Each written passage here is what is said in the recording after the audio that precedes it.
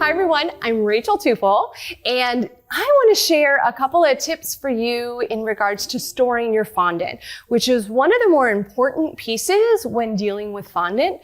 Fondant will actually dry out very quickly. It can get a crust on the outside edge.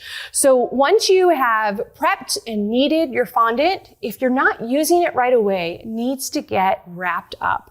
So my best recommendation for you is if you have room in the original bag with no other fondant inside of it, just pile it all back in that original bag, squeeze out all the air, and tuck it away. But if that's not an option because you haven't kneaded it all you need is a little bit of plastic wrap as well as a Ziploc bag. So just take a nice long sheet,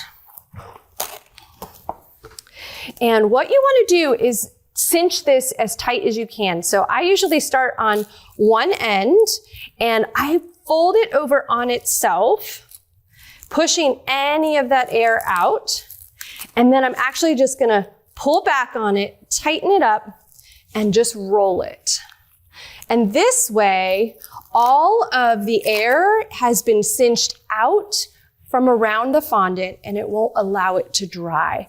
Now, this will definitely hold, even if you're just gonna use this a little later after kneading it within a couple of hours.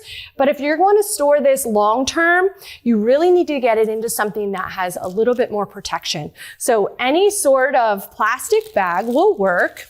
And again, cinch it down to one corner, try to get all that air out as best you can.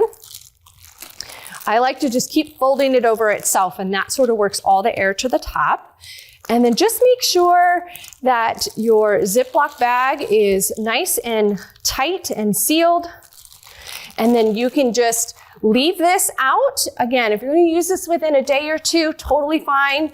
Just like this. You can also store it right back inside of the bucket, because this is also going to eliminate a lot of the air that can kind of come in and out. Just make sure this is sealed nice and tight.